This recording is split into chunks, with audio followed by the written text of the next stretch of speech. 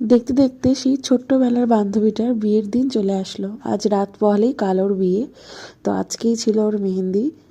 যেহেতু ছোটোবেলা থেকে আমি মা বাড়িতেই বেশি থাকতাম, তা ও হচ্ছে কি আমার মা বাড়ির সব থেকে প্রিয় বান্ধবী। মা বাড়িতে বড় হওয়ার পর থেকে আসা প্রায় বলতে গেলে ওর জন্যই। একসাথে সন্ধে হলেই খালি চা খেতে যাওয়ার আড্ডা দিতাম। ছোটোবেলা থেকে একসাথে প্রচুর খেলা করতাম, প্রচুর খেলনাবাটি খেলা প্রচুর। কি রে, আর কি করবি? না রে, দেখ না কিরকম হাত বেঁকে চেকে বসে আছি। একটু মেহেন্দি পরতে গিয়ে অধৈর্য হয়ে গেছিস। কি আর করবো?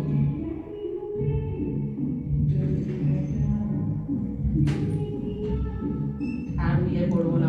আর বিয়ে করবি না? কেন, আমার বিয়ে করার ইচ্ছা আছে না?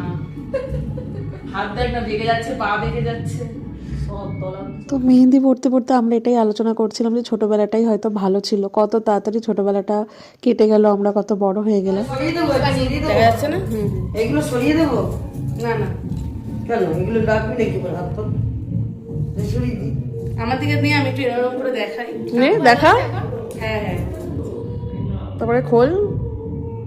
কিরকম করবো? হ্যাঁ, এরকম ভাবে একটা পোজ দে, একটা ছবি নেব। হ্যাঁ